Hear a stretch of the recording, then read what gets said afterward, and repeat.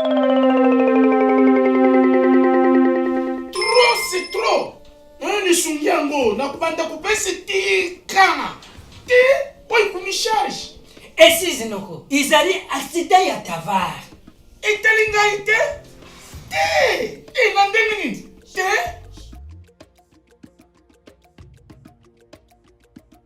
Ngani kuna nga azaka nsina na college asala sida afuta makana sensa Sensat. Sotopa! Ulubi sensa!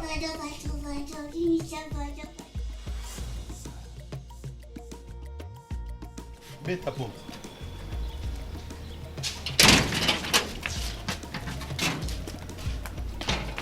Oh, qu'est-ce qu'il y a? Oh, papa. Monsieur, mais yo na ebisaki yo pour na absence due na maladie professionnelle au bangelo comme côté. Vous comprendre ou pas? Yo za fonctionnaire de l'État que tu as droit aux prestations des risques. Oh, allez, bon matin tout. Papa Lili sama yene buta konsenga na yako de bon matin. Yo buta lever. Voilà. Donc désormais, bino agent public y a l'État. Où vous allez assujetter na sensa en cas d'accident. Et Sengeli Oyebisa, supérieur hiérarchique Nayo, a déclaré en gros immédiatement na agence ya sensa dans un délai de 8 jours ouvrables pour un accident de travail, 60 jours pour une maladie professionnelle, pour pas soyons en charge tomber au bénéficier d'une prestation de risque professionnel. Risque? Risque ezali maladie professionnelle. Donc bokono oyo ozui na nzela musala na yo. Et accident de travail ezali likama oyo ozui na musala to na nzela musala. Yango wana nde babengi risque professionnel. Na Congo oyo. Bakomi kufuta risque. Ah, fonctionnaire ya l'État ya lelo na Congo azali sous mutama wate. Yo par exemple, na déclaré déjà dans le délai. Voilà. Donc pour na bolamu ya ba agent public de l'État ndenge bozali awa. Tata mokonzi ya ekolo, Fachi Béton, nanzela ya sensa. Donc, en cas d'accident de travail ou maladie professionnelle, non seulement bakofuta yo, mais aussi à cause de charge ya soins médicaux, à cause de mbongo ya indemnité journalière, mbongo ya rente, topé allocation d'incapacité, mais en cas de liwa, à cause de frais funéraires, mais rente des survivants. Maman Nangai Tobongi. Et ce n'est pas tout. Yo, agent public de l'État. Ce qui ont une mission de service topé mutation. Ce qui les kama et quoi liokuna. Eh bien, ils ont considéré le coup accident de travail topé maladie professionnelle. Donc, bakufuta yo. Ayuna. Nga mukongole banga kala. Kola kufana na kize libaya. Na sa tete na korezi ya l'État. Ngakutu. Na kolobate. Chef. Uko kufuta yeka kata sikoyo. Mais elingo lobate ke na lendi. Oh. Donc na CESAP, tous solidaires, tous bénéficiaires. Message de la SENSAP. Pour tout contact, appelez le call center au 40 11. Hôtel Saphir, un bijou au standard international en plein Matongé, au grand carrefour de Kinshasa. Plusieurs catégories de chambres, bureaux et appartements climatisés avec Wi-Fi et TV n'a faux prix. Petit déjeuner y compris dans son restaurant aux spécialités variées avec réduction des prix pour Naba client Oyuba Fandina Hotel. Un ascenseur ultra moderne disponible en permanence 24 heures sur 24 vous amène à tous les niveaux. Yaboina Matongé et Salaté. Notre adresse A4 Ikelemba, quartier Matongé, commune des Kalamou. Téléphone 084 710 99 99 081 600 8000.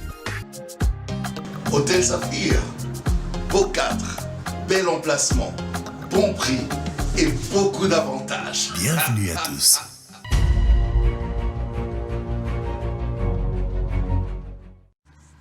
Mbote balandi banso ya bosolo na politique officielle tokutani lisusu mokolo ya lelo toyebi ete tobandi semaine ya sika ya mokolo ya lundi 28 août 2023 epai wapi penza bandeko toyambi na kati ya plateau bakopesa makanisi na bango na matali politique ya kati ya mboka na biso matali économie matali social ya kati ya mboka na biso yango topesi bino mbote pe tosengi na bino merci matondi mingi bisika banso bana ya mboka bozali bozwami na bamboka ebele boali na ba province nyonso ya kati ya République démocratique du Congo topesi bino mbote mingi baiboko landa biso bozwami na Kenge mbote na bino bana ya Congo central nyonso bana ya Mai Ndombe mbote bisika bozali bandeko boko landa biso boali na Chikapa mbote pa bozali boali na Lomami topesi bino mbote tolingi bino mingi bana Équateur nyonso tokomona bino mbote sika bozali bana ya Lubumbashi partout vous êtes bandeko ya Kananga topesi bino mbote mingi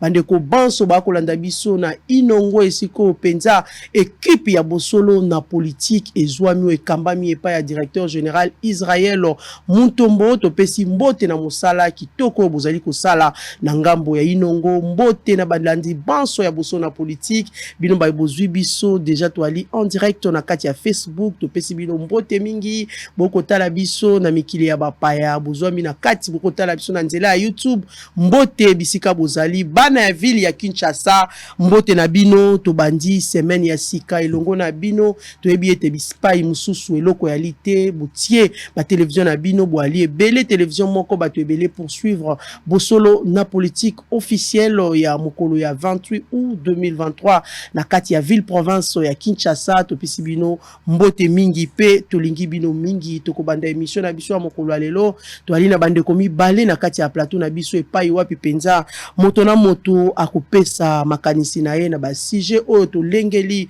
pona bango tokosolola matali congrès ya UDPS toyebi ete bande kwa UDPS bazwamaki na mokolo ya weekend basalaki congrès na bango extraordinaire pona kolakisa nani oyo bali ko soutenir nani oyo batie président oyo akokamba penza UDPS structure nini oyo ko simba UDPS vous avez vu c'est Félix Antoine Tshisekedi nde azongi comme président national ya parti politique UDPS nous allons en parler dans cette émission tout sur la paix matali toujours politique par rapport aux élections tu es bien été train ya Kadima ezali déjà en marche ndenge ya lobakango toujours nous allons prendre les avis de l'union sacrée et puis il y a opposition bandeko ba bisabiso est-ce que ba komilengela est-ce que ba li penza prêt pour na kokende na kati ya maponomi to yebi témoin ngunungu ya li esikoyo na ba centre nyonso yo seni a réservaki pour que bato ba kende kozo ba duplicata na bayo babungisi ba carte na bayo carte komona na isusu ba écrite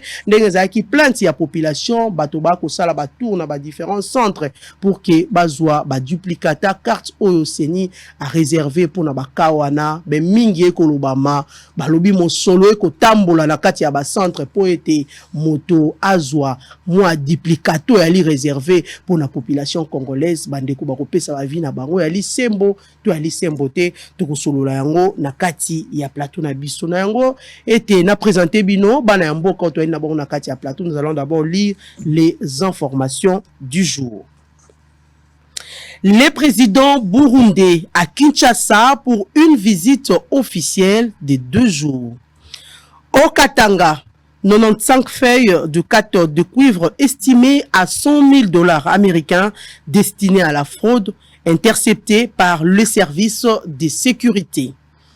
RDC. Le gouvernement n'a jamais accordé l'exclusivité de l'exploitation de l'or à Primera Gold, a dit Nicolas Kazadi.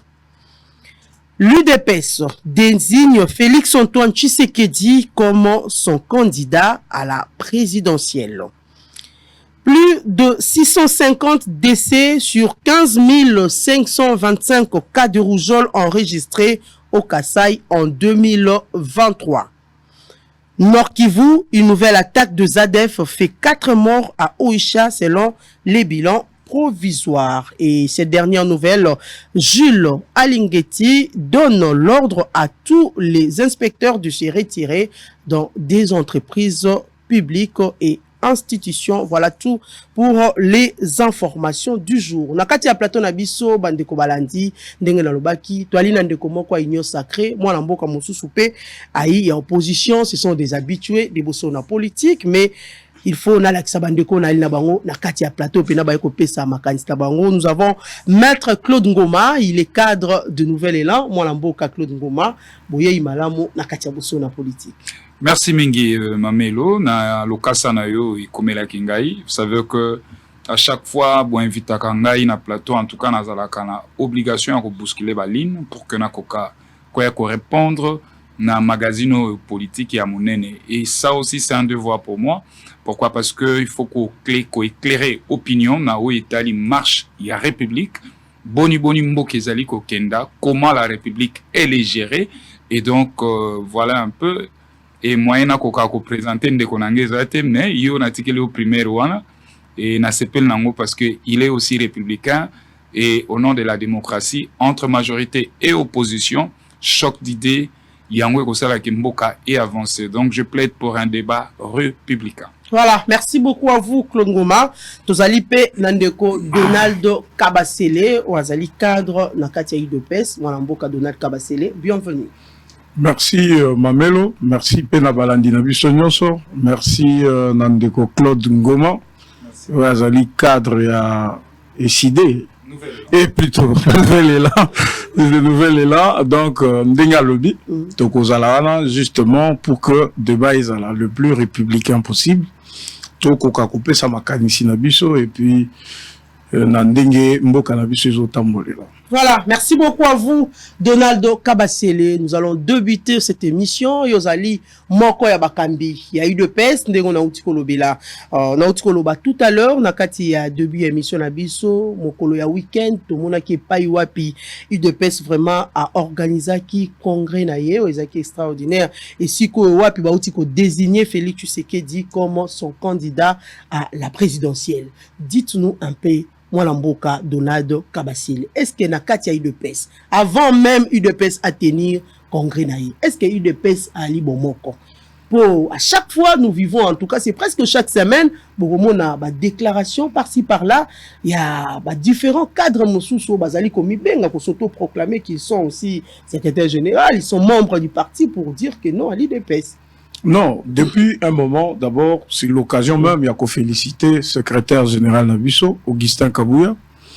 Je pense, pour Naba Obaebi UDPS Malamu, aujourd'hui, parti Nabiso et Ali géré de la manière la plus exceptionnelle possible. Pourquoi Nazolo? L'UDPS, d'abord, tout évolue à la pyramide renversée. Ça veut dire, UDPS est à la catégorie au cadre, au nani, non. L'UDPS, c'est la base. Base, il y a UDPS, c'est Zanine. Il y a cellule, il y a section, il y a sous-section, il y a fédération. Donc, ce qui déjà, Mokonzi a parti na biso tobengi Augustin Kabouya. Nabatu oyo bazali ko accompagner. Parce que UDPS, toza na secrétariat général, toza na CEP, donc commission électorale y a parti. Tozana CDP, commission, comment on dit, la CDP. Nous avons aussi l'école du parti et les autres organes. La convention démocratique, j'allais dire.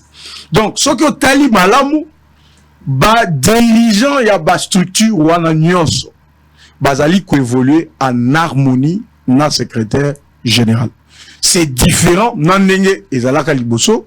Effectivement, moi, Mbutu, c'était avant que le président Jean-Marc Kabunda à Salaba fiasco nae, c'était beaucoup plus lui qui avait amené ce sentiment-là à la division. Mais depuis, Kabouya, on a vécu avec parce que tous a parti moko démocratie et s'exprimer. Malgré fiasco, personne n'a reconnu que Kabunda andait ça la fiasco. Pour non. Vous vous rappelez, on était sur tout le plateau pour nous dénoncer, pour nous boyer. Mais on savait que Tozali Banayanda, en tant que Banayanda, nous sommes même parti des grandes libertés. Ça veut dire, Moutounionso, Aza toujours na faculté à Koloba, ce qu'il pense dans sa tête.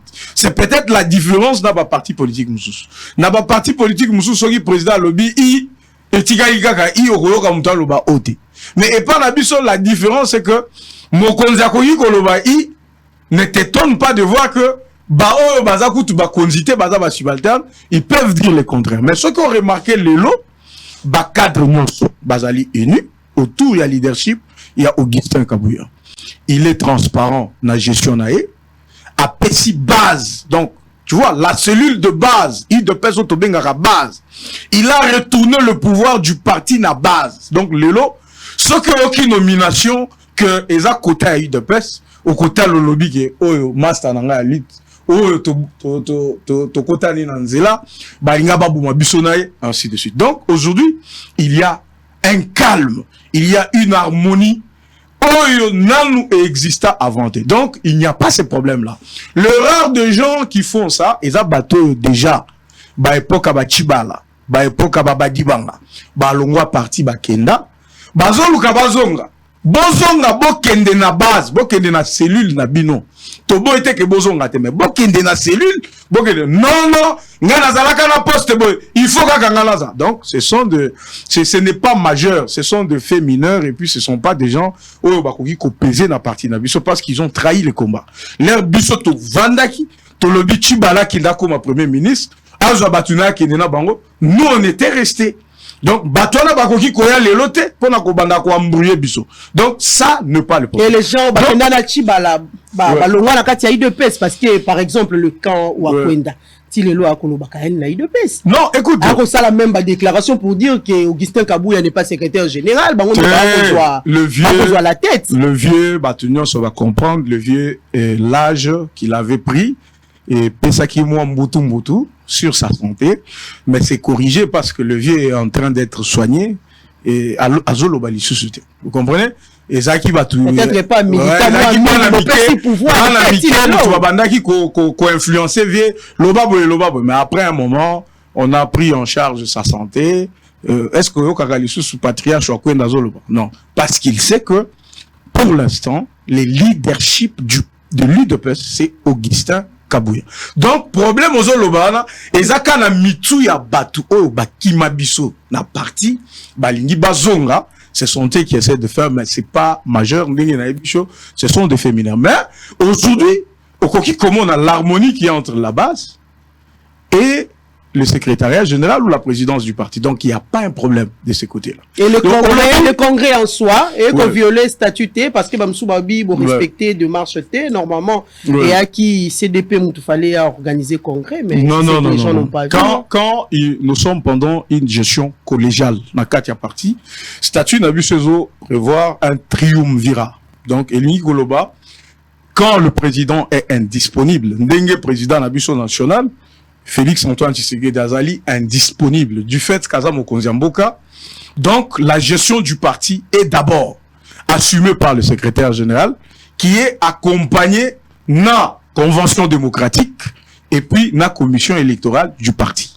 Donc, il y a une harmonie entre ces trois organes qui ne peuvent agir concomitamment qu'en cas de problème.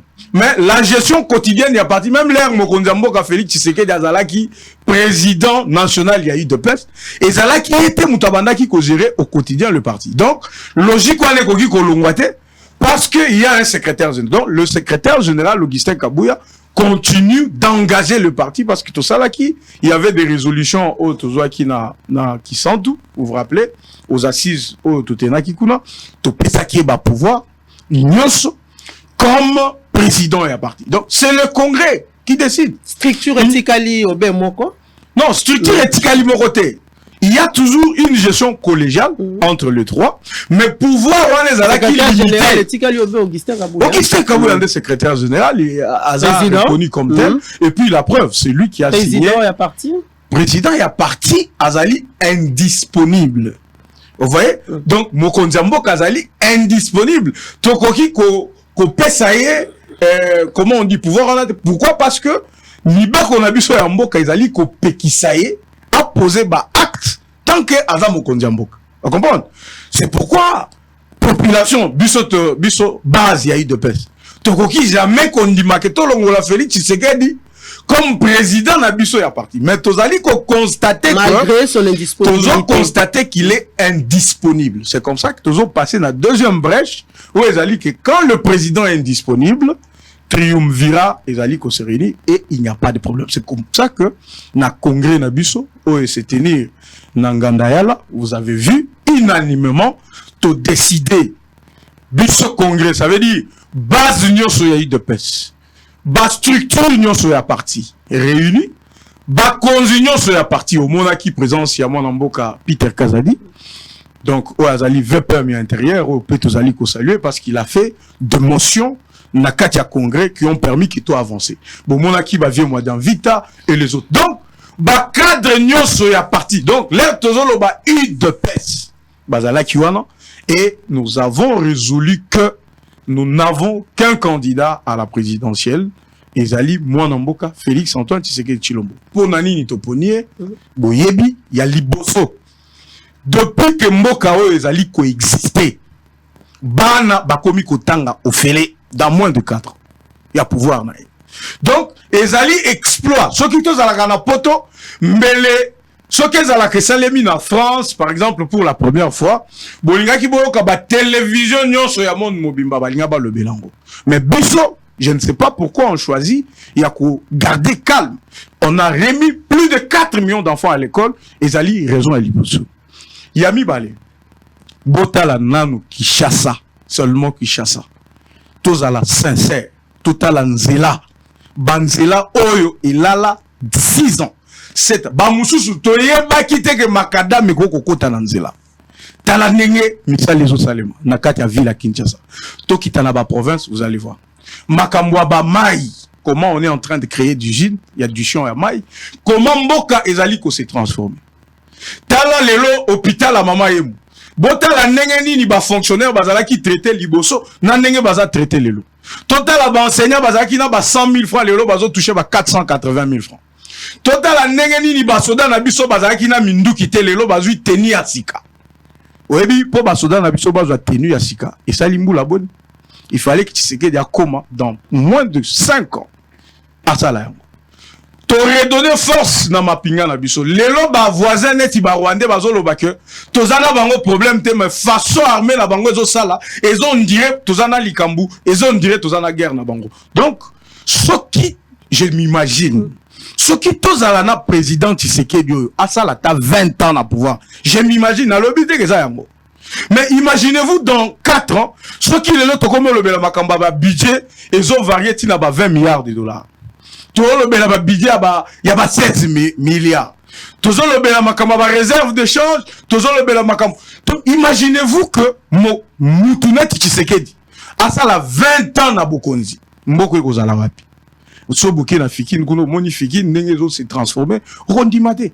Pour na ligne pour moi na mboka ya solo azali et puis asa congolais de père et de mère ndenge tolobakango et azola kisaka bolingo ya mboka na ye azana. Pour toutes ces raisons-là, il faut chuter. Tout le monde candidat Moussou Té, il y a qu'on présenter. D'ailleurs, ceux qui t'obiment si candidat Moussou, je suis sûr, bah Congolais, bah Koki Kobamba Biso Mabanga. Les lots Congolais nyonso, place nyonso azar. Tchangu, ok, bah Lemba, ok na Ngiringiri, ok na Matete, ok partout. Vous verrez qu'il y a quand même quelque chose. Moi, Libanga ezali, ezola kisake musale ezosale manamboka. Tozela yango batango ebele et donc ezali tango sikoyo ya kozo mwana mboka ko pesa ye deuxième mandat. Bon, nyonso asali wana o nazoloba. Asali yango na 2 ans, batwa FCC boyebi ndenge batungisa ki biso na makambo. Ote, biso toza batwa FCC, boko sala nzela te, boko zwa nini te, boko pendant 2 ans. Mais l'air kaka bakei. Regardez ce que le président voilà. Merci beaucoup. Merci Donald. Je suis sûr que Moussika Makasi. Voilà, merci beaucoup Donald Kabasele. Mboka Claude Ngoma. Vous venez d'écouter tout à l'heure votre co-débatteur Nenga Otskoloba. Vous savez bien que UDPS, c'est vrai, c'est pas votre parti politique, mais UDPS a Outaki désigné Félix Tshisekedi Tshilombo comme son candidat à la présidentielle et à 2024. Moi, Mboka Klongoma, Otskoyoka, Ndeko Donald de tout à l'heure, Nenga Otskoloba. Pourquoi le choix de Félix? Alors, Félix, pendant 4 ans, Batoba Komona, ba réalisation au Tata Mokonzi Mboka à Rosala une raison pour la UDPS bazongi saye lisusu na kati ya bokonzi. Pourquoi le choix de Félix alobi kelasi etangami ya ofele na ba école publique gratuité et salami na lolenge oyo il fallait et salama. Pour la nini choix ya Félix alobi ba route etongami création ya ba usine et monani makambo ebele mati budget et mati tina 16 milliards alors qu'il y a qui na 4 et mati na 16 milliards. Félix asali mingi ya mboka alobi tout à l'heure que ba ko pesa écoute ata 20 ans yo moni yango lolenge ka. Merci beaucoup Mamelo. Mais bino pe kimi ekoti mo makasi hein. Non, kimi ekoti parce que tous travailler, tous ça le travail de former. Na o etali question liée na congrès ya IDPS. Je me sens très mal placé pour commenter tout koluba nango parce que mais les différentes réalisations bon ba oui na comment na réaction mais na o etali fonctionnement topé organisation ya parti politique IDPS eza lingomba politique mobimba na fonctionnement nango na organisation nango et donc na koki ko placer monter ozomona comme bango balobi non pour na bango candidat na bango na décembre 2023 ezali mwana mboka Chilombo eza choix ya bango parce que ezali ngomba politique na vous allez convaincu na ba réalisation bango balobi pour na Félix Tshisekedi nazo komesika wana eza fonctionnement wana kutu to wana kati ya IDPS na biso nouvelle long tozali na candidat président de la République le camarade Adolphe Mozito te porter na présidentielle il y a décembre 2023. Mais Kimi Ali Makasi. Mais Kimi eza parce que non. Ma femme on t'a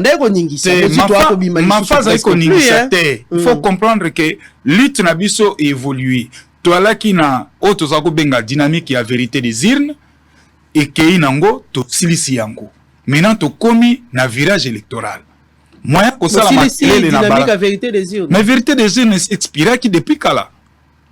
Et si expira qui tokoko beta sous la vérité des urnes te lelo so qui toko beta lisolo ya vérité des urnes après 2023 si pe bolimbi sakate tango te tolimbi sakate papa yakate bolimbi sanyo so bobosa na maima tali vérité sakate parce que pas yopi boaki non na lisangati vérité des urnes eza ya 2024 ya monde toko beta vérité des urnes parce que lelo ba congolais bazozela faut pas assister à un grand débat entre Félix na ba réalisation na ye débat contradictoire présidentiel Félix na le camarade Adolphe Mozito parce que il faut to kolisa to tie peuple na biso ba mosusu pe ba alite ba misu bon so misu ba ali mais en tout cas entre les candidats président de la République to mona débat ba chaîne na bino bosangani RTNC ba yambi ba candidat président de la République mutu na mutu a déroulé meni na yi.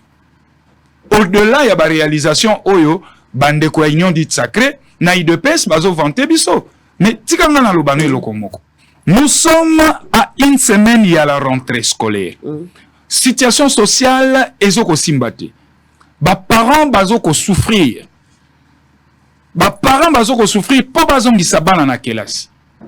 Impayement, ezo continuer. Nazo zo dossier, ya ba pro santé. Ba pro santé auto benga kabazali ba infirmier ba kinésithérapeute ba laboratoire tout depuis juin ba futa marapimte depuis juin ba futa ma primte tête comme il y a une semaine il y a rentré et là comme rotezo salimo et regarde encore l'injustice sociale ba médecin ba zo prime il y a 1 600 000 francs congolais. Les pro santé, bazo à peine 10%, 160 000 y a prime. Alors pour être médecin, osa licencié. Pour être pro santé, osa gradué. Pourquoi cet écart? Pourquoi cette injustice na écart ya molai bongo? Pro santé, azali subalterne te, ya rang ya C, pour vous payer 10%. Il y a eux autres touché prime ya médecin. Il faut tous en monter, mais faisons bien les choses. Parce que Pro Santé a juste à un pas pour comment licencier. T'as l'injustice sociale. Et malgré tout ça, bon, on a bimaté depuis juin. Toko salani. Mais même quand tu bases un numéro, tu bases un tu vas travailler à quand, bases à quand, à une semaine à rentrer. Bakosa la boni.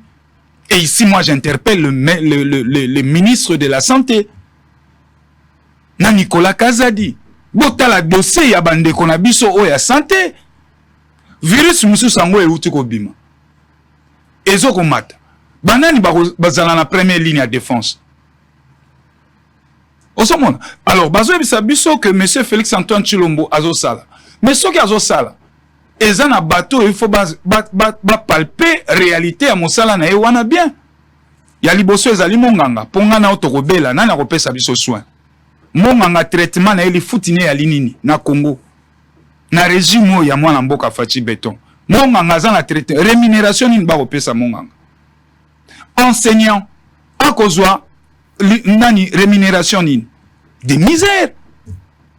Bakozwa o ya suka. Ya pasi. Toye kozwa ba mapinga na biso. Bako futa maboni. Na ba condition nini bako sala musala. C'est vrai, bande ko baloba non, maman ye mo bazo tonga. Mais écoutez, eza bâtiment, mais banani bako sala kuna. Otongi bâtiment kitoko, mais bato bako sala kuna bazo lela. Bazo bengana bango na ndako, bazo ko futa banda côté. Mo pesi bureau ya malamu bâtiment malamu. Ça veut dire quoi? Problème ya régime ezali que bazo ko sala ba diagnostic ya mabe. O nyonso bazo proposer biso neti ba remède ezo simbate. Ezo simbate parce que même ceux qui te lobby ba réalisation yango. Yango na pende na lina loba. Donada uti ko citer ba réalisation moi. Oui, même ta te lobby ba réalisation yango bazo tanga, mais bango mo bazo na problème à convaincre opinion. Tant bazo lo babanzela. Makambo ya gratuité. Bilan on peut koti makambo ya balakisi surtout que nous sommes à quelques jours ya rentrée scolaire, gratuité. Est-ce que bilan ya qui réussite et là qui est nazo biso na gratuité ezaki mesure moko ya malamu tata mokonzi kola zo ki mena loba ngo na bandela ngo azo yango na émotion pour séduire opinion parce que to uta ko bima na contexte électoral moko boye oye toza ko telemela. Mais 2023 bana batangi mingi mwana mboka. Non mais ngasi na ebisa binongo avec la gratuité il faut 3 millions d'enfants à l'âge de scolarité faut bazonga à l'école. Donc en 5 ans Félix a réussi kozongisa 15 millions d'enfants à l'école. Mais à côté de 15 millions d'enfants au bazonga à l'école, infrastructure ni na malunge ali. Infrastructure yate. Kotonga bekol batongi bekol boni. Dernièrement na utakomona le ministre Tony Mwaba na Mwaba chantier au batongi ezo ça la peine 268 écoles. C'est rien, c'est insignifiant sur toute l'étendue de la République. Ils ont quand même fait un pas. Mais un pas, ils ont mouqué. Ils ont vraiment mouqué. Ils ont suffi même pas. En 5 ans, Botongi 268 écoles. Et vous allez vous en féliciter. Non. À un moment donné, il faut insister à un régime. C'est vrai, c'est de bonnes guerres. Bandeko, bakota la réalisation. Mais quand on a rentré dans les oyebi prime ya enseigner zani.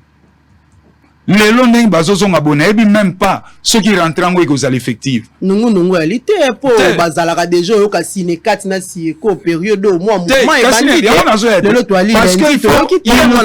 qu'il faut ba négociation ya Kasangulu ba prendre en compte. Ceux qui en compte ba améliorer les sous-conditions ya ba enseignant. Bien bon.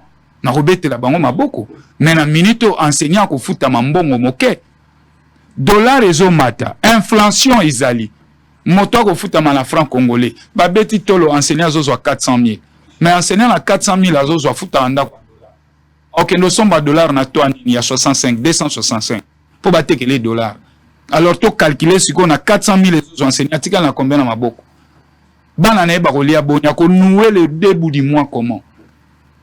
C'est ça un peu le problème. Bon, on a vu ces autres dépressifs de chaque solo et Mati et pas ya banselia. T'es pas mon solo, ton dit mon solo et Mati. Il faut stabilité, na pouvoir d'achat et à la garantie. Sinon tu comme aneti na Zaïre ndento zalaki. Mamelo ngana otolia mikata 1 million de Zaïre. 1 million de Zaïre bolé léon mikate. Yango eloko dynamique tozoke nango. Oh 400 000. Bako foot enseignant. Bravo. 400 000 bozo foot enseignant, on a pris ma 50 000 et celle 450 000. Mais l'air au kendo foot anda. A foot anda on a franc congolais. A foot anda on a franc congolais.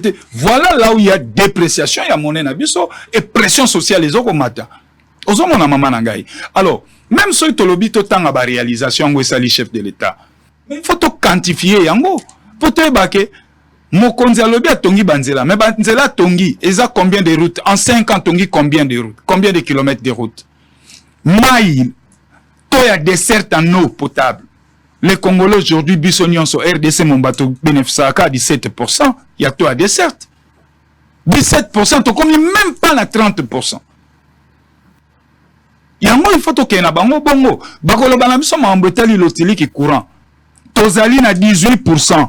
Il y a toi à dessert en électricité. Kabila Tiki Yango na 16%. Qu'est-ce que j'ai dit? Atiki Yango na 17%. Alors, tout le va bien. Moi, je pense que et là, on a rigueur makasi sur Félix Antoine Tshilombo, le président de la République. Mais je dois maintenir ça aussi. Pourquoi? Parce que l'ancienne classe politique est échouée. Bah, échoua déjà. Kasavubu, Lumumba, Mobutu, Laurent Désiré, Bango Nyonso ba échoué. Lelo toza la nouvelle classe politique. Oh, ils ba jeune. Joseph Kabila a 18 ans à commettre des erreurs rebelles, Mboka et Zokita. Moi, Mboka Félix Aye, parce qu'il faut bien comprendre, Félix est notre grand frère. Aza papa nangate. Nous sommes de la même génération.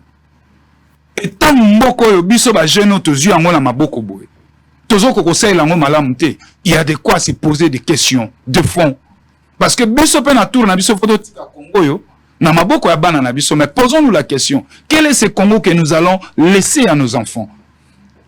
Félix, oui, mais il a aussi commis trop des erreurs na mandat na ye. Azana ba erreur rebelle. Mais malheureusement pour lui moko, azo zanga courage. Yako yeba ki asali ba erreur na ye, a corriger. Azo kende d'erreur en erreur. Voilà, merci beaucoup. Situation sociale à Malungé Yate. Décision pour dollar et kita. Un certain nombre de décisions a été pris. Mais dollar a quitté. Voilà l'air to solo bake. Bato bako kambabiso, bazo kambabiso ne ba sensationnel. Bako kambabiso, bazo na deux pieds posés sur la terre. Mbongo zo mata. Vie sociale et mati. Dollar, ils mata. Franc congolais, ils se désapprécié chaque jour. La pression sociale augmente. Parce que quand tu as réali,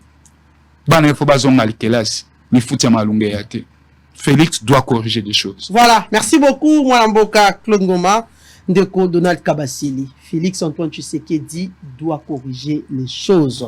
Nous sommes à quelques jours de la rentrée scolaire, nous devons en parler parce que bato bali ebele ba kolanda biso ko malobi bilongi nyonso ya ba parents ezali ko sekate pour ba ko ebate. Ko malobi ba mesure nyonso au gouvernement de la République azwaka ekendaka wapi ba utaki ko ba mesure par rapport na maimatali dollar lolenge ko mata franc congolais a ko perdre valeur même na kati ya marché, mais jusque là rien n'est fait par rapport à la mesure bazwaki ba mesure mususu petango to ko lo ba makambo tali kelasi to ebi te biso nyonso ministre APST azwaki moi ba mesure belé par rapport ya makambo tali kelasi likambo ya compte ba futate likambo ya Minerva plutôt uniforme bazwana école te makambo zaki moi belé fourniture scolaire obligatoire te na école, mais apparemment la réalité ya ngonde to ko vivre. D'ailleurs nous allons faire sur qu'il est le caméra et à Bosolo télévision à différentes écoles pour que tout soit vraiment la réaction, quelle que soit une école privée, quelle que soit publique, officielle et d'autres écoles. Mon Mboka Donald Kabasele, rien ne marche pour Kongoma. Naebi Gende Konanga, Azana rôle nae opposant, c'est normal, il faut aboyer nyonso oyazomo. Mais j'ai aimé une chose, c'est parce qu'il a lui-même d'abord a bénéficié de bas chiffres. À Kitisi, à Lobi Botongi, 268 écoles. À Ebi chiffre bien, ça a été présenté publiquement devant Banque mondiale, Naba institution Nyonso d'appui, depuis la gratuité de l'enseignement, depuis balancer programme, Tilelo, on a construit 1035 écoles sur toute l'étendue de la RDC. 1035 écoles. C'est là pendant 3 ans. Échantillon par exemple. S'il vous plaît. La dernière école, c'est l'école La Grâce qui venait d'être inaugurée. Vous comprenez? On a même prévu, et il y a d'ailleurs un mois, au ministre et enseignement à Lobby a présenté programme. Il y a 150 écoles pour seulement la commune rurale Yamaloukou. Ça, c'est sur le plan des infrastructures. Donc, vous n'allez quand même pas nous demander, après Batou, Basali na pouvoir, pendant 18 ans, à l'époque où Ndeko Mouzito, Azalaka Koutou, premier ministre, Batika école te à Malunga. Mais Bisso, pendant 3 ans, ce qui quand même, Mouninga Zana volonté, il y a Kotonga 1035 écoles, il y a quitté ça le biais de 268, même ceux qui ont eu nombre, il y a 268 écoles, c'est quelque chose. Il faut apprécier Makambu à leur juste valeur. Et puis, tous autres tonga école, parents, bazo foutate. Tout ce temps ici, parents, bando foutambongo. Écoutez les contrastes. Parents au foot à Minerval, mais enseignants au foot à 100 000 francs. Voilà, parents au foot à Mbongo, mais enseignants au 100 000 francs. Lélo, parents au foot à l'Issou-Souté, mais enseignants à commune à 480 000 francs. Tu as dit que ils ont malungate 400 000, tu as dit que tu vivas à Kinshasa, tu as dit que peut-être nous les 2 bouts du mois n'a pas besoin de se toza nango nandenge qui chasse zali tu as dit que 400 000 malgré ton commune à 400 000 mais peut-être que ça ne peut rien représenter. Mais ceux qui mouton lungwe na 100 000 francs ouais abanda retouché pendant bambula nyonso les lois ont 480 000 francs ndeko il y a lieu ya koloba Tshisekedi ozaya solo mwana mbuka mais tout ça peut-être na pour ça au sala koleka ça c'est naturel parce que même Bisso yemwa na mboka Tshisekedi aza satisfait azana pour ça la makambu et belé makasi. Ça c'est sur le plan il y a enseignement militaire professionnel il y a santé alobi ba parents baza frustré non ba parents lelo ndeko mamelo yebi ndenge biso ba congolais to butaka ezana ba parents mususu azana bana 8 na 8 wana héros azo raisonner na ko futela mwana nyonso Minerval pour abanda classe mais lelo muto ko futela lisusu elikuta ata ya pamba asate ba parents bazo se concentrer kaka ndenge nini peut-être na ko somba mwa kaye ndenge nini na ko somba mwa bic eza avancé makasi peut-être biso tozana ba possibilité ya kotangisa bana na biso na école mais zana bana mususu ndeko ngoma mwana wana abotami azolukata mutu asunga ye afutela ye ne fût que Minerval po atanga pene ti bana mususu azo occasion na te Tshisekedi azongisi bana ya bongo plus de 5 millions en 2022 bana wana bakoti nzela kelasi.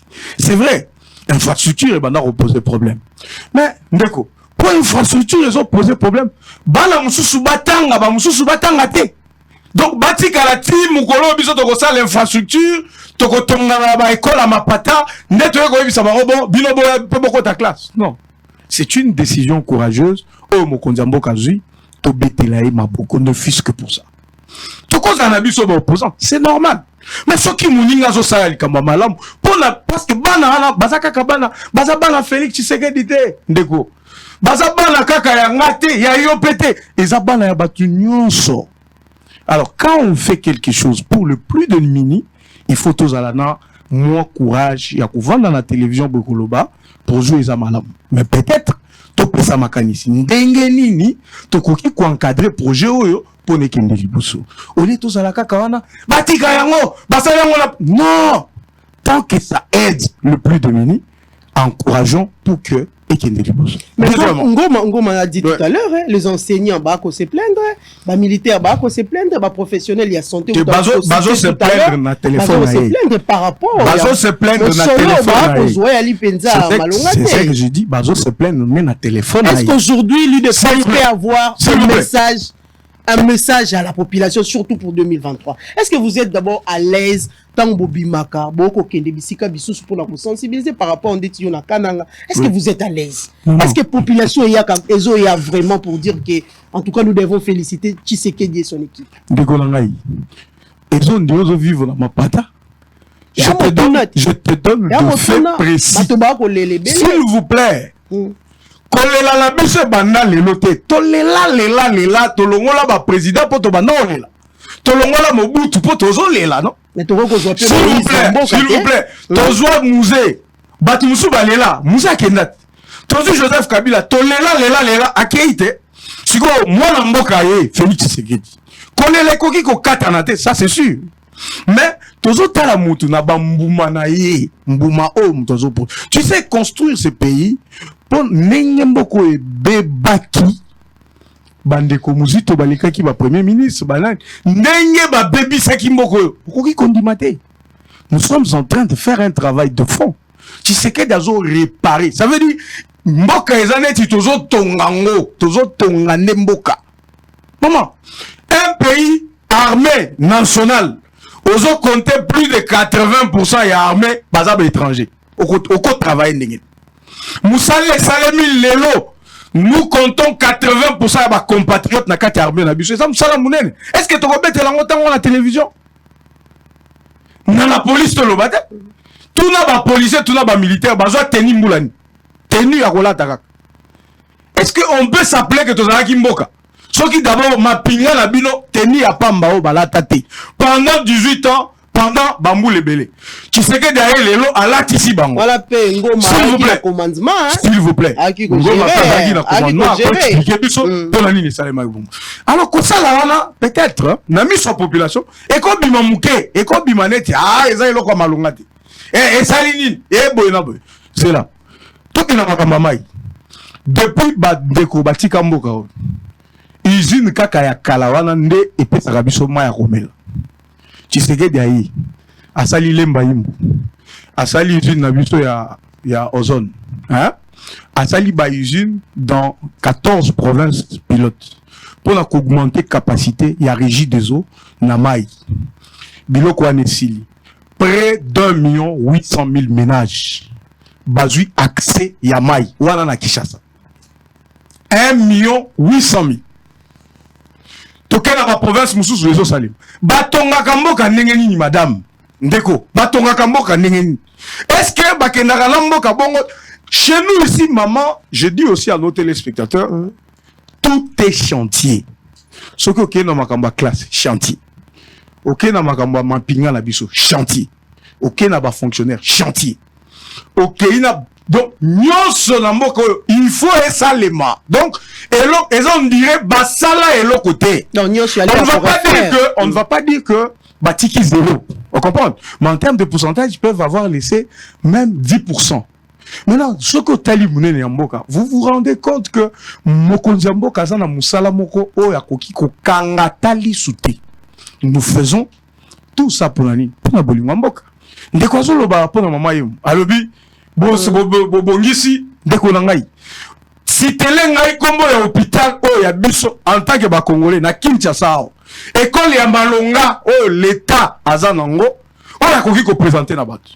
Ce qui te sekedi alingi pasa la maman yemu et comme hôpital arrive ba tupe bazo lungwa poto bazoya baya ko se faire soigner na maman yemu ma beza. Le problème de Goma, est-ce qu'il suffit de présenter les bâtiments alors que personnel à Nakati a collé là? Non, c'est ça prévu ndeko. L'air to tonga école hôpital wana. Yo kanisi okokuta ba mbeto ezaki kala. Okokuta ba matériel ezaki kala. Tout est pimpant neuf. S'il vous plaît, médecin ça, on est en train, au début, travaux à Bibois, au Isalemaki, Bibois 1, Bibois 2, on est même en train d'aligner les médecins dans un primté. Batikala qu'on a primté. Ni à risque, ni à brousse, rien. Les lots, ils sont alignés. Bazo soyango. Si ko effort en gros, ça la kangon n'engeni. Ba médecin moussou zugutu, sans matricule, sans quoi que ce soit, à travailler. Médecin, l'État fout à Kaïti. Mais aujourd'hui, quel est le nombre de médecins qu'on a repris sur les listes qui sont mécanisés, qui touchent les primes et tout? Donc, Mboka Bakindaka Nango Bongo. Tout ça, li domaine, tout ça, li pekoto, tout ça, li. Naebi ke ba urgence et zébile. Na ba urgence, tout ça, nango. Nyonso ezali prioritaire. Et puis, exigence ya population na biso, ils ont raison, ya ko exiger biso. Pour l'année. Tellement que Batou Bazala qui n'a qu'à dans un trou noir, Bazana pour ça que Nyonso et Kendaka Liboso. Ce qui est dans l'emba, place dans la vente dans l'emba, na petit bas dans l'emba mbote. Ils en ont venu Moussous. Totika la kokanisa teke makadam et kokota nanzelawan. Totika la ko revete kende bongo na ba commune ebele banzela bongo ta siko batonga kamboka ndengeni. Voilà. Donc un peu pour dire que volonté ya kosala makambo ebele na mboka mokonzi ya mboka asanango. Mokonzi asana poussa ya ke biso ba congolais to accompagner ye. Ko accompagner li koloba nini? Ezaka kate ko yembela eke to yembela fachi. Non, même aux en opposition, pesa makanisi na yo. Na pe ce exemple ya guerre à l'est. Okoyoka mutu politicien zo ebisa bolongo la Tshisekedi bo changa la aussi ça bitumba est. Donc comme pour dire faut qu'il est là bazo boma ba congolais ba continuer ko boma bango. Pour likambo na ici là il faut y a comme mokonzi mboka pour asilisango. Comme tozo mona la bamboka mususu. Guerre eza au moni même opposant azoya akutana na mokonzi mboka ebisie sala boye comme recette tokende liboso. Il faut to linga mboka na biso. Donc ce qu'il est là mamelo aux 8 bilan ya mwana mboka Tshisekedi na tangu oya mokeya sali na bokonzi na makambo ya a réaliser c'est le jour et la nuit na ba régime o elekaki. Voilà, merci beaucoup. Et ça c'est vérifiable et c'est vérifié. Voilà. Les bilans de Tshisekedi, c'est le jour et la nuit. Donald Kabasele a vanté tout à l'heure les différentes réalisations, surtout avec la construction des routes. Nakati, prenons d'abord l'échantillon. Il y a ville ya Kinshasa pour lobby si vous sûr qu'il est sur Lemba il y a venu mususu o et kokota même bon, Lemba même pas partout toke na bangiringiri toke ba place belé ndeko tambola kaebi ikambo ngo pe ko ndongwa na po tokota pe makambo ya ngobila mbala moko ya omoni mamelo mwana mboka Tshisekedi ti azo gérer azo ko gérer à vue il n'a pas un programme. Un programme T. Oh, il y a présenté na. Mais est-ce que Yango Mutazo appliqué? Comment voulez-vous, Motoazan, président de la République, Alala Lamouki, il vous pond un programme 145 territoires. Alala Lamouki, Tchilegelou. Alala Lamouki. Mais non, bah j'ai Ramboka Bongote. Oh, bah présenter na Béatrice. Yango Tazo les laka, Yamote. En 4 ans, Tozana Bino na Congo. Quelles sont les priorités au Félix na gouvernement na Ibasalek? Parce que gérer un grand pays comme le Congo, il faut gérer autour, il y a des priorités. Chaque année, il y a des priorités. Na 4 ans, l'Union se trouve au Luxembourg, na 5 ans. Chaque année, on retient des priorités, il y a gouvernement. Non, bazo simba wa batiki, ba simbi wa batiki, on ne gère pas comme ça. De là, il y a route, Donald Dabeti, c'est que lobby et c'est d'abord Toyeba. Congo, Congo Mobimba, selon les tracés coloniaux. Et c'est tous en combien de routes? Mobutu Akeya tika biso na combien de kilomètres de route? Kabila le père, Kabila moi, tika biso na combien de kilomètres? Obi lelo soko tali Congo Mobimba nden toza à peine à 5700 kilomètres de route. Alors que ba route normale, il faut tonga. Selon le tracé, il y a des colons belges, il faut 50 000 km de route pour Congo et Congo. 50 000 km de route. Il faut 38 km de rails.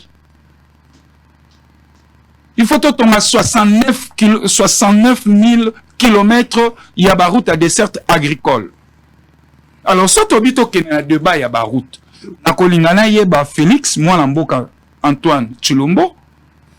En 4 ans, a tongi combien de kilomètres de route? Toko lo baka ate engesa. To quantifier yango. À 4 ans, M. Félix Antoine Tshilombo et son gouvernement, tongi même pas 1000 km de route. Même pas 1000. Alors, Toko lo banin. Route à dessert agricole même, n'en parlons pas. Donc, ce domaine, il y a construction, il y a la route. M. Félix Antoine Tshilombo devait mettre en place une politique de grands travaux. Nanzela, la politique à grands travaux, nde alingaki maintenant qu'on pèse abiso la route. Angoko loba non, na 5 ans, on a une politique, on a tiré grands travaux, il fait pèse par exemple 3000 km de route.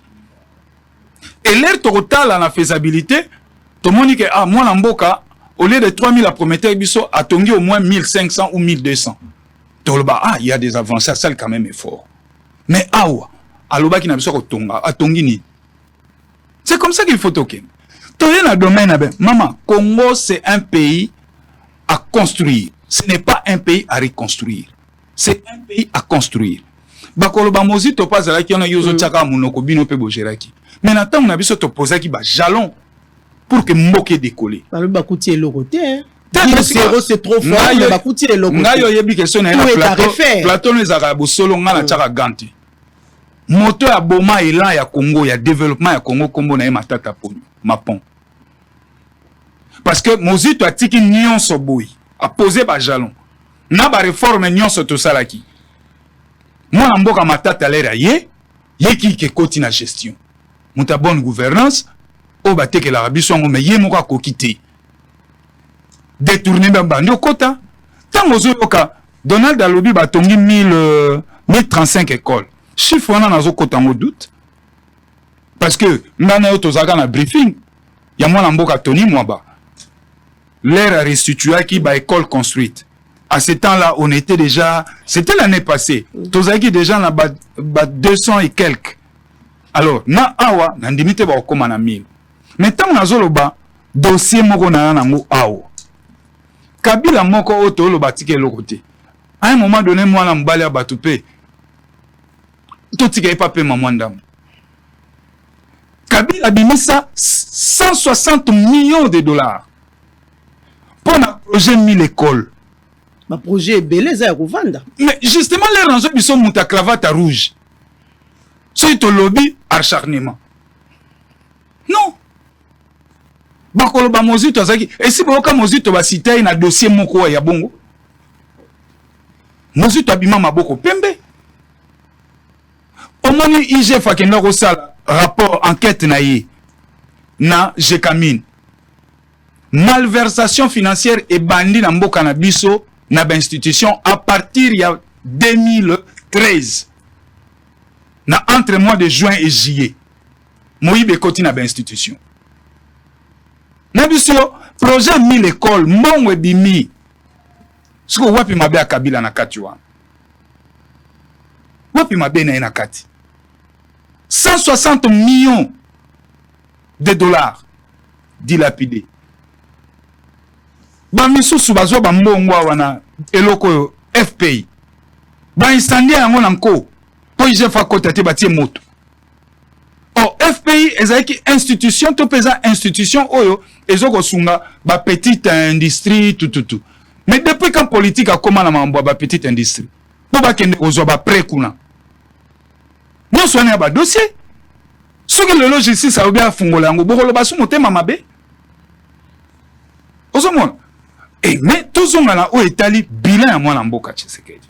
Au fond lipe moi dossier bien tant lobby makambo ya IGF ndenge information peut ko circuler et pas été Jules Alingeti a ko retirer ba inspecteur na ba institution pe na ba entreprise publique. Nous sommes à 3 mois, s'il faut dire, à 3 mois. À 3 mois des élections. Moi, dès que décision, en tout cas, on a battu Kouloutou Nanga Zulu, sur à côté copte. Comment tu as un virage électoral à 3 mois à ma ponomi? On retire l'inspecteur Nayo au Bazaki détaché dans l'entreprise publique. Donc, c'est que, aux autres qui m'ont donné l'icolo, l'ongola bango pour pas mon solo mboka. Parce que, dilapidation ya ba information. Non, nazo ba information. Au monde na biso ba politique. Moyibi ya solo et ya kana virage électoral. Parce que il faut pas foutre ba caution. Parce qu'il faut pas soutenir campagne. Alors, ceux qui ba inspecteur bazawana, ba kosala musala bien que ba koki ko boutique, ba koki ko étouffer yango, mais un jour régime koko baluka, ba koya ko sala enquête ba komona. Alors, pourquoi qu'est-ce qui a animé M. Jules Alingete ou quels sont les éléments nouveaux et animés à retirer l'inspecteur naïe na entreprise publique à l'État? Donc, pour n'acheter, Nakoloba Boe Mamelo, mandat ya M. Félix Antoine Tshilombo, ezali Libungu Toulou sur toute la ligne. Et encore que M. Félix Antoine Tshilombo n'a tête à gouvernement a encore avec un figurant. Vous savez, le Premier ministre conduit la politique du gouvernement, mais je ne sais pas si M. Sama conduit sa propre véhicule voilà. Ou pas. Merci beaucoup, Mwalamboka Ngoma, Toro Kendepenza. na suka ya maso na biso mwana mboka Kabasele maloba epai na yo toyebi ete lisolo ekubeta mapenza mai matali cour des comptes lolenge ete auti kokoma na assemblée provinciale pour étona projet de 10 finances exercice 2022. Pourquoi le gouverneur de la ville Jean-Tini Ngobila a ici projet s'il faut dire en retard bamsou balobi n'est-ce pas qu'ils allaient faute na niveau de la gestion. De Congo Bila, il faut aller gérer ville à Kinshasa. Cette ville. Oui, tout ça, il y a une union sacrée liée que tout lui est permis. Donc, il y a contrôler. Donc, ce cours de compte est le bien contrôlé. Il y a contrôler. Si on va contrôler pour exemple union sacrée, il faut bâtir. Non. L'union sacrée, vraiment, les athées. Ce qui m'ont yibi, bako kangaye. À tous anani, bako kangayo, bakangiyo. Pour répondre. Ce qui nous découvre, Monique, à salir le côté, Bouina Boye, Tinate à routine à Touba qui ne non. Cours des comptes, Bisso, Tozali, Pagnon, Saké, Tozo soutenir, il faut pas ça la audit, Bayeba, Mbongo a vu la Kinshasa qui n'a wapi, Basale la Kango, Nini, donc c'est normal. Et c'est une première fois, rapport et compte à la retard. Et c'est une première fois. Nga nazo kende kutu na ba détail wana te. Au lobby au chef azaki na ba institution. Attaché à Tchaki ba inspecteur ba contrôler. Pourquoi ça ne fait pas un problème? Ba DG wana ya ba entreprise. Ba ça ba union sacrée. C'est pas ça ba union sacrée. Contrôle ba ko subir ngo. Parce que pour l'année, chaque fois quand on veut parler de Ngobila, non, Balingiba non,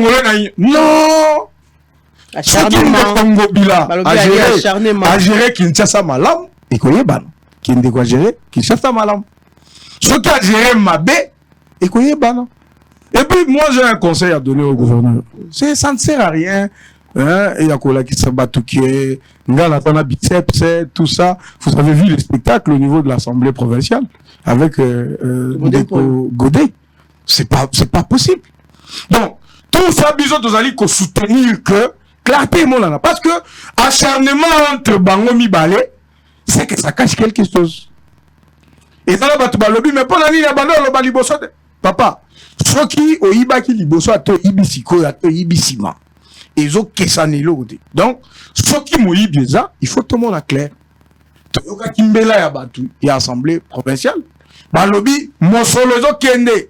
Tout le monde peut battre Moussou sur l'assemblée provinciale. Opolani no Simbingo Bilaboy. Kende, Salaboy. Ah, donc, il y a un problème. S'il y a un problème, et le problème ne se présente que maintenant. Non. Pendant tout le temps, il n'y avait pas de problème. Pendant tout le temps, par rapport à Kotaki n'a retardé. Tu peux voler pendant 9 jours. Jusqu'à Moronde Barokanga. Pourquoi il va pendant 9 jours? Sur Moko. Au salut, moi, il a mouké. Remarquer qu'il va dans 9 jours. Ça, c'est pas un problème. Donc, je ne dis pas que Mdego ou il les a mal gérés ou non. Mais, l'enquête, la cour de compte, il faut être ça la moussala nango. Tout que la bango main libre justice, ça la moussala naï. Ceux qui battent Baza coupable et qui établit qui battent Baza coupable. Mais l'ACP dans sa déclaration a dit qu'ils allaient acharnement contre les gouverneurs de la ville. Ah donc, la cour de compte ne peut pas contrôler Ngobila. C'est ça. Pour y avoir gouverneur à ville, donc, bah, contrôler. So, bah, contrôler et ça acharnement. Mais, bah, institution, moussous, bah, contrôler. Voilà problème, mais là, au moins, inspecteur, il fait l'ongoli, non? Ah, voilà, c'est normal. Ce qui va prendre Ngobila, c'est qu'il a quelque chose qu'il cache. Là, comme il cache quelque chose, il faut battre. Donc, on a 5 gouttes, on a IGF, on a institution, il y a justice, bakende, total, là. Qu'est-ce qu'il y a, Kinshasa, ça gère, c'est tout. Ça ne sert à rien, il y a quoi attaquer, bah, qu'on dit à parti politique, Moussoussou, Kofinga, Kabango, Kolobert. Non. Ceux qui contrôlent les arts, l'Anda contrôle. Ceux qui sont coupables, et comment là? Ceux qui sont coupables. Et quoi est Balagak? Merci beaucoup. Voilà, mon Mbokangoma. Donald était vraiment catégorique. Bah oui, hein? Parce que vous savez que Ngana Okende n'a passé Mouké. Jean-Marc Abound, avant de choisir à l'Obaka Nabiso, que la ville est mal gérée. ndeko na ngai fuma banga moyo Nero alobaki na biso ke ville et ali mal géré mosolo et ali kobima na ndenge ali sekite lelo tokomi komona yango mamelo nakanisi opinion bakopesa nga raison parce que tango chaque fois na leka na ba plateau tant na loba que monsieur Ngobila représente un grand danger na misu na ngai pour la ville na biso. Pourquoi? Parce que la ville, elle n'est pas gérée. Priorité à Ngobila, c'était de se taper une formation politique à faire asseoir Ango. Pour lui, c'est pari gagné. Mais Ngobila n'est pas redevable. Naba Congolais. Combien de erreurs Ngobila sali babomela et motopa fachi? Combien de erreurs? Combien de erreurs Ngobila sali? Mais oui, justement, il y a un Balembi, basandi, ou Kosanza, eza trop dire. C'est-à-dire, na poto na yo mokonde, et memi collé au lelo na po. Au kondima, un gouverneur de province a sombaki, topé na poche na ye, azaeki na assemblée provinciale nyonso. 4 ans, aucune motion, aucune interpellation, pas de contrôle, il y a des députés et provinciaux na hôtel de ville. Mais attends, le ministre finance et ville, ministre provincial, ou a démissionné qui? Mon seul kei, mouta démissionné, zongine pena kiti na bien, mouta ko enquêter azate. Et ça na mawapi.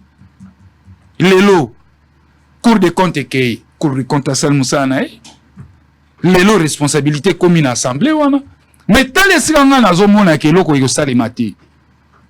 Assemblée wana avec la dynamique Ngobila eza pasi po ba sanctionner Ngobila tope ba kende et ba benga ya ko se justifier. Eza pasi parce que baza 45 députés, 35 députés acquis à la cause de Ngobila. Mais quel est le rôle de ces députés surtout quand la Cour des comptes justement, saisit les dossiers? Oui, quand la Cour des comptes saisit les dossiers, la Cour des comptes a qu'à rendre rapport naï. Un rapport ya Cour des comptes ndesko eko senga na ba eli ba zoba mesure pour Ngobila. Parce que Cour des comptes a na pouvoir te ako déchoir Ngobila. Topé ya ko sambisa yi. Mais eza na ba élu. Mais malheureusement, tala modèle ba député ngoto na bango. Non to comme na campagne te to fungula nteke na campagne. To laksa bango comment ba député ba coopérant. Ba comment ba coopérant. Likolo ya nini vewana solo la bien les amis de. Donc ville ali megéré, lelo ville pene za megéré. Na kati ya koswa na Ngobila. Na pasteur sa père, bakino bazana eloko malama ozote na kati. Eza kop na bango ba beta. Yango biso tozo beto bembela. Chère autorité, cher député provincial. Bozonga na bon sentiment. Législative est égal encore 3 mois. En réalité, c'est égal 2 mois. Pour tozo ke na campagne kalate. Donc, bozonga na bon sentiment. Bosala oyo batinde la bino bapone la bino. Bos dans la complaisance. Je pense, j'ai dit. Voilà, merci beaucoup Claude Ngoma. Nous sommes arrivés presque à la fin de cette émission. Moi, Lamboka Donald, nous terminons, nous prenons quelques minutes et puis nous allons aussi prendre Ngoma pour que aussi lisa vraiment. Nous allons parler Maïmatali processus électoral, Maïmatali Seni, juste pour quelques minutes. Moi, Lamboka et Bisabisona, nous par rapport, il y a dossier, il y a duplicata, na ebité, bino batuboko tambola, boko kendepe na ba province mosusu parce que mokolo eleka ki to benga ki olobite wali na kananga bino batu boko tambola penda boko kenda ba province mosusu li solo yango ya duplicata ekomi ko pesa mana mo solo to ko zo ba réaction partout te batu batika ko saper processus électoral 10 000 to 15 000 te batika marambana nyonso. D'ailleurs, je rappelle mon conduit à l'intérieur, le vice-premier ministre, ministre de l'intérieur, Peter Kazadi, oui, que c'est le meilleur élu à Lemba. Lobby Azalaki devant population. Il y a Lemba. Beaucoup de monde a Bilili. Je vais vous donner les images. Vous allez voir comment toutes les bases, il y a Lemba, comment carton plein. Alzui Maloba Lobby Bouye. Mokonzambo ka apprécié mission Mibale. Il y a Liboso. Pour sécuriser les Congolais. Na processus électoral aux alliés irréversible. Donc, élection et que ça les en décembre. Vous comprenez? Ce que mon ministre intérieur est mon roi télémi. A ben ici population a ça bango que boye ba déjà que élection ko ça le en décembre. Tout tika ba bio kwa mitike oh ndenge nini duplicaté zo pesa mana 5000. Bon dénoncer ba policier wana. Oyo bazo sala que ba senga so ki mbongo pour na duplicata. Bon dénoncer ba agent na seni. Bon dénoncer. Et puis, ministre et intérieur national, il va tout faire pour que l'ordre est régné. Alors, bandeko batika ko djembe la babiloko, ezanga mutu, ezanga mako. Tout se concentrer na élection. Élection, et comme ça les mots. Donc, là, par le bel processus électoral, nous va prendre ça. Boye sa population que, non seulement c'est ni yemoko en tant qu'organe technique et lobby, mais le gouvernement, à travers le vice-premier ministre, ministre de l'Intérieur, Peter Kazadi, va lobby eza irréversible. Disposition nous se zoabi pour la sécurité des Congolais.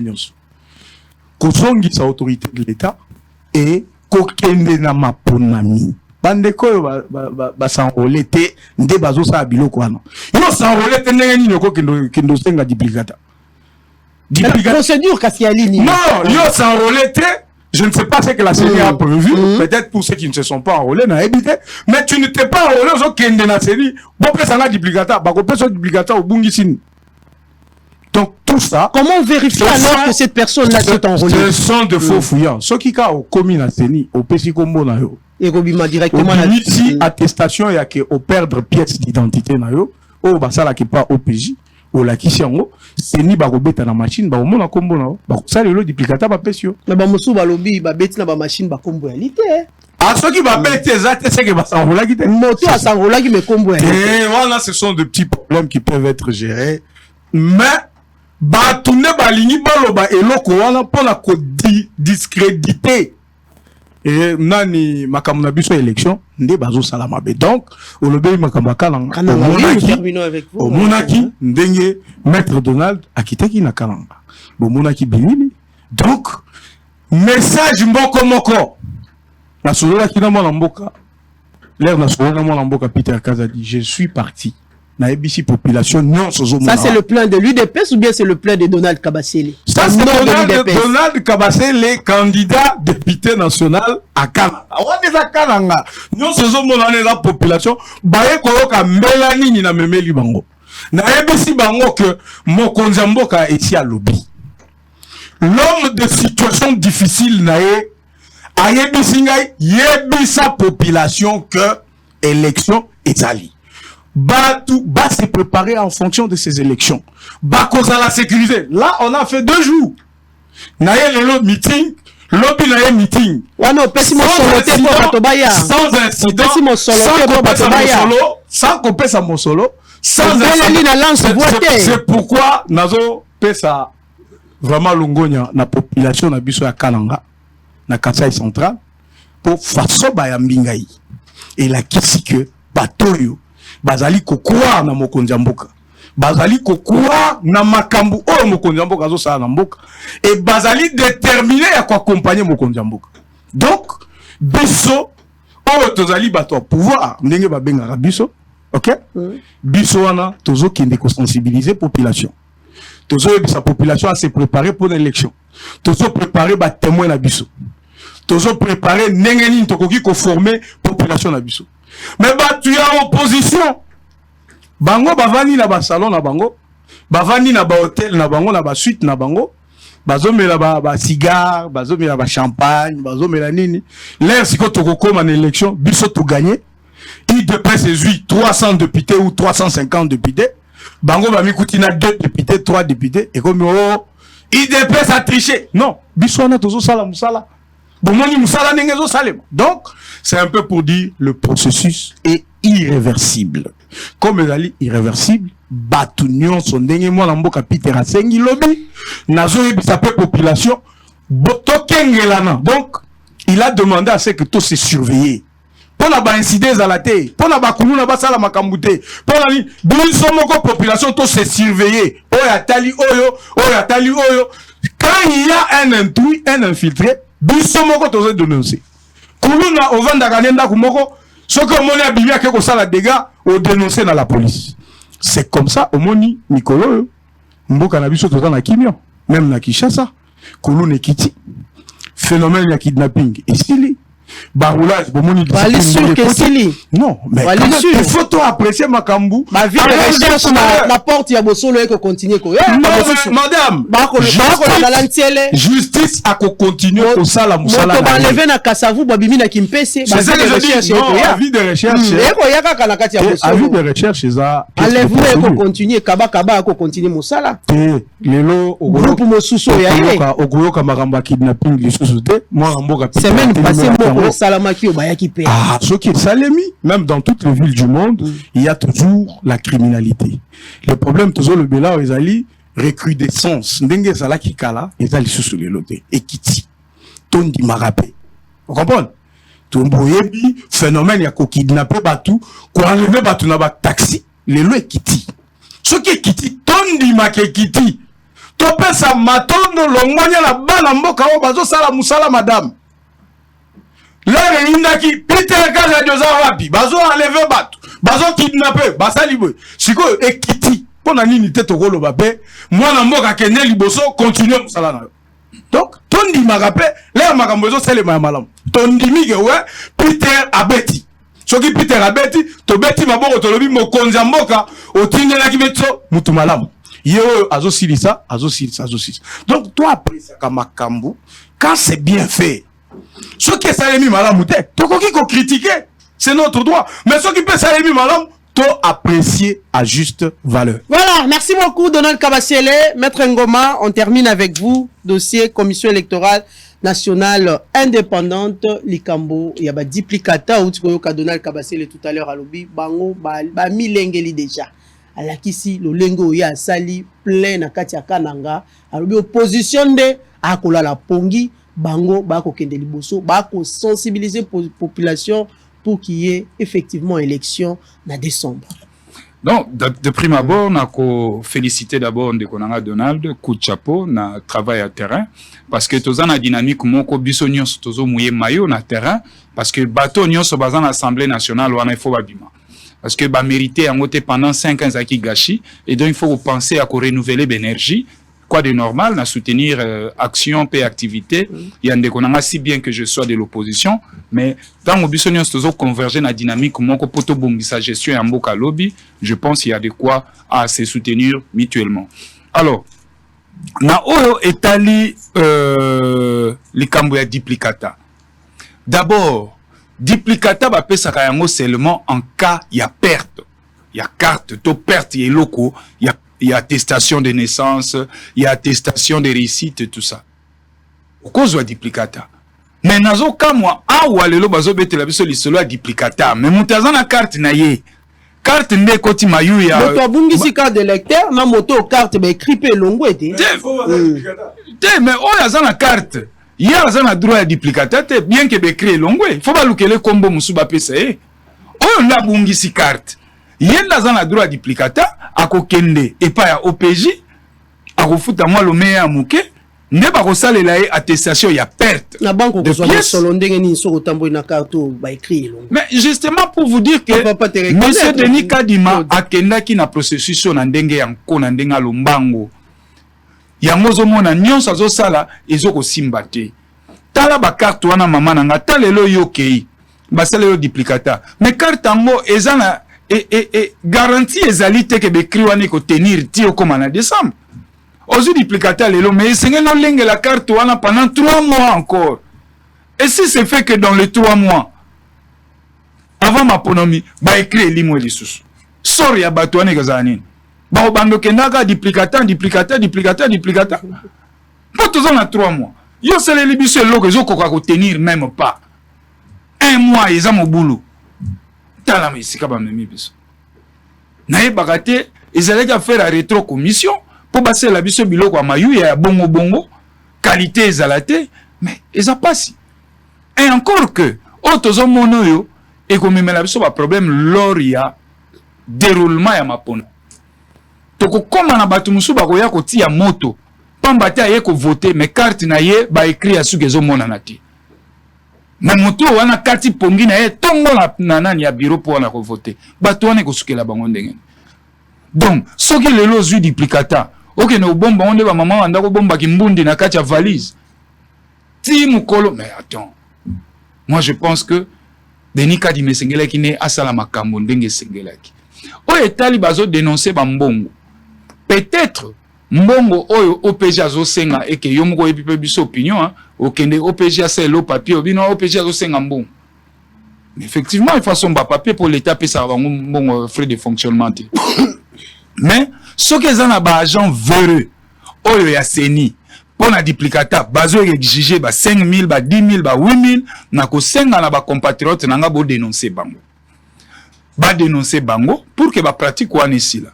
Mais aussi mamananga ah toi na ville à Kinshasa topé na ba grande ville pratique wana yali mais yebisanga muto akende kozwa carte na bokungu ikela kuna na kati pour akende komona bureau de vote azalaki au moins à 2 km à pied sur carte na elimwe akosala ndenge akozonga sou parce que bureau de vote kuna et bureau d'enregistrement ezali sous te sika na il faut kende siko na sika BRTC ali or ba BRTC ya misika bato wana ba compatriotes na biso na ya Grand Congo ya Congo profond ba osala ndenge ni Matadi oui oko kende ces grandes villes Lubumbashi également grande ville mais après donc processus tozo kene nango toza na kati mais tozo dénoncer ba erreur ezali na kati ya processus et que moi na mboka Denis Kadima il faut à tout prix aeba kubongisa yango. Voilà, merci beaucoup à vous Claude Ngoma, très chers téléspectateurs, je rappelle qu'il est cadre de Nouvel Élan et merci aussi à Donaldo Kabasele, cadre de l'UDPS. Merci aussi à tous nos très chers téléspectateurs, Tokuta Nabino, Mokola Lobby, na Banamboka Mososo. Merci.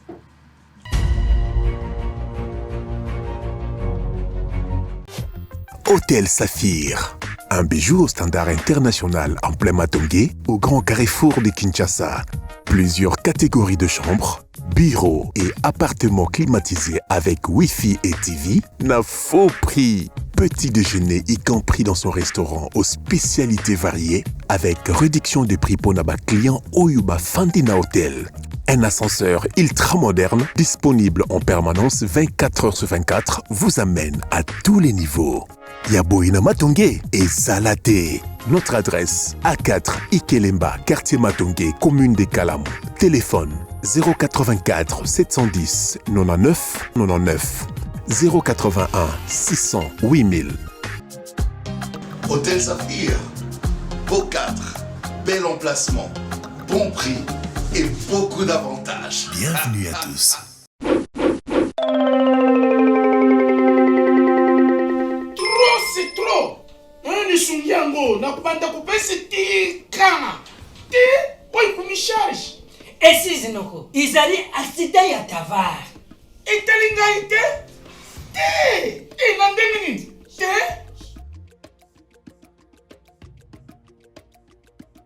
Manuko nanga, azaka enseignant na collège. Asala sida. Afuta mukana sensa. Sensa? Surtout pas. Olobi sensa.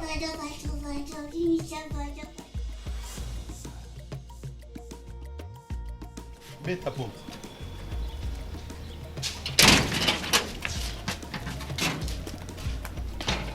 Oh, qu'est-ce qu'il y a? Oh papa. Monsieur, mais yon a bisaki pour une absence due na maladie professionnelle au bangelo comme côté. Vous comprendre ou pas? Yo za fonctionnaire de l'État que tu as droit aux prestations des risques. Oh, allez, bon matin tout. Papa Lili sama yene buta konsenga na yako de. Oh, bon matin. Yo to lebi.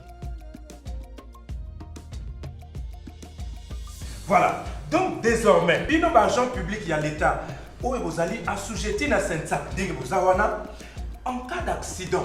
Et Sengeli Oyebisa, supérieur hiérarchique Nayo, a déclaré en gros immédiatement na agence ya sensa dans un délai de 8 jours ouvrables pour un accident de travail, 60 jours pour une maladie professionnelle, pour pas soyons en charge tomber au bénéficier d'une prestation de risque professionnel. Risque ezali maladie professionnelle. Donc bokono oyo ozui na nzela musala na yo.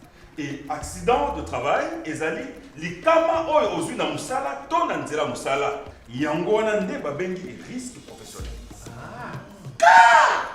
Na Congo oyo, bakomi kufuta risque. Ah, fonctionnaire ya l'État ya lelo, na Congo azali sous moutama wate. Yo par exemple, na déclaré déjà dans le délai. Voilà. Donc, pour la bolamu yaba, agent public de l'État, ndenge bozali awa. Tata mokonzi ya ekolo, Fachi Béton, nanzela ya sensa. Donc, en cas d'accident de travail ou maladie professionnelle, non seulement bakofuta yo, mais aussi à cause de charge ya soins médicaux, à cause de yo mbongo ya indemnité journalière, mbongo ya rente, topé allocation d'incapacité, mais en cas de liwa, à couper ça frais funéraires, mais rente des survivants. Maman Nangai Tobongi. Et ce n'est pas tout. Yo, agent public de l'État. Ce qui ont une mission de service topé mutation. Ce qui les kama et quoi liokuna. Eh bien, ils ont considéré le coup accident de travail topé maladie professionnelle. Donc, bakufuta yo. Ayuna. Nga mukongole banga kala. Kola kufana na kize libaya. Na sa tede na korezi ya l'État. Ngakutu, na kolobate. Chef, uko kufuta ye kaka ata sikoyo, mais elingi kolobate ke na lendi ye. Oh. Donc, na SENSAP, tous solidaires, tous bénéficiaires. Message de la SENSAP. Pour tout contact, appelez le call center au 40 11.